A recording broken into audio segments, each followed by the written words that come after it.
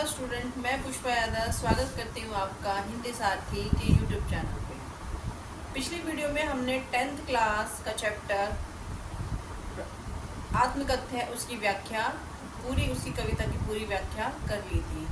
तो चलिए स्टूडेंट्स, आज हम देखते हैं इसी कविता आत्मकथ्य कविता के कुछ इम्पोर्टेंट क्वेश्चन आंसर्स। तो चलिए देखते हैं। पहला क्वेश्चन है, जयशंकर प्रसाद का जन्म कब और कहाँ हुआ था?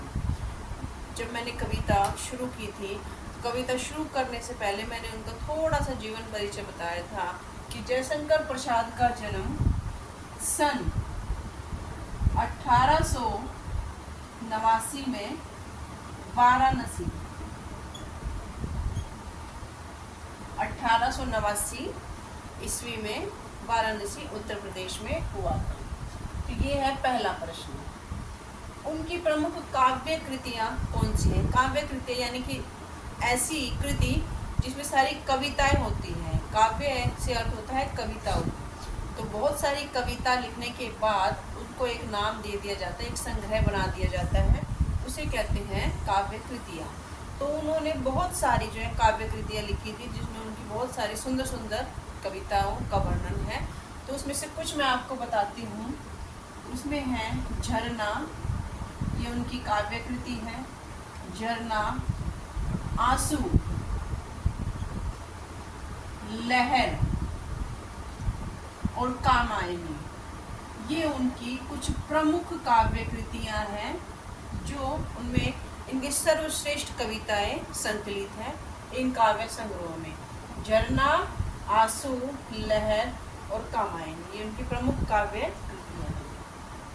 अगला प्रश्न है, जयशंकर प्रसाद अपनी आत्मकथा क्यों नहीं लिखना चाहते थे?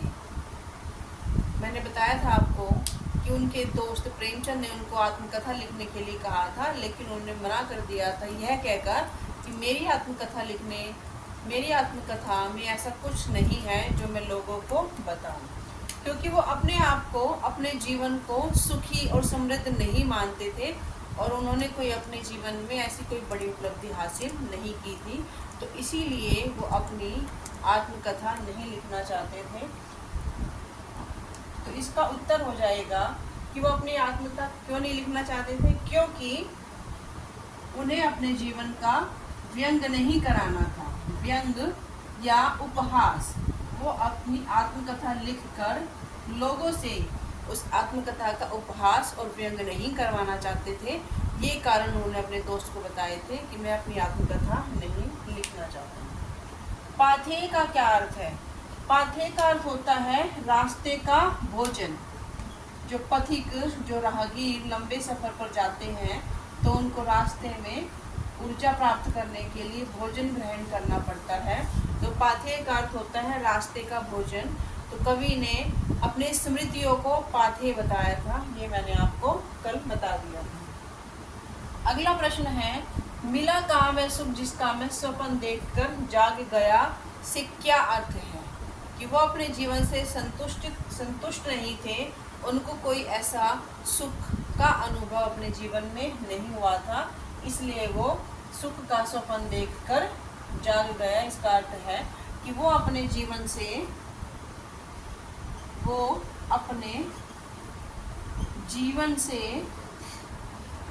Received Paytm payment of 6 rupees. Received Paytm payment of 54 rupees. और बेटे की मृत्यु हो चुकी थी। तो इस प्रश्न का उत्तर यह हो जाएगा कि वो अपने जीवन से खुश नहीं थे। अगला प्रश्न, जयशंकर प्रसाद कौन से वाद यानी कि काल, कौन से काल के कवि हैं? हिंदी साहित्य में को अध्ययन की दृष्टि से कई कालों में विभक्त किया गया, जैसे आदिकाल, छायावाद, रीतिकाल, आधुनिक काल वगैरह। तो मैंने कल आपको बताया था कि जो जयशंकर प्रसाद हैं वो छायावादी काव्य धारा के प्रमुख कवि माने जाते हैं। छायावाद, तो ये छायावाद के कवि माने जाते हैं।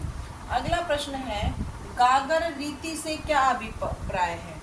गागर रीति से अभिप्राय है दुखों से भरा खाली जीवन। दुखों से भरा खाली जीवन यानी कि जीवन रूपी मटकी या फिर कोई कलश। तो उनका गागर इतिश अभिप्राय है दुखों से भरा, या फिर ये भी कह सकते हैं सुख से रहित खाली जीवन। बात एक ही हो जाएगी। हम ऐसे भी लिख सकते हैं कि सुख से रहित खाली जीवन या दुखों से भरा खाली जीवन। तो दोनों का अर्थ एक ही निकलता है। ये आपके ऊपर डिपेंड करता है कि आप उसको किस तरह से समझकर प्रश्न का उत्तर देते हैं। तो स्टूडेंट्स, ये थे आत्मकथ्य कविता के कुछ वन लाइनर क्वेश्चन जिसमें से MCQ भी बन सकते हैं।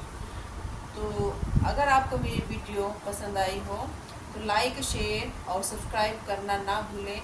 और हम मिलते हैं अपने अगले चैप्टर के साथ अपनी अगले वीडियो में। तब तक के लिए हैव अ नाइस डे।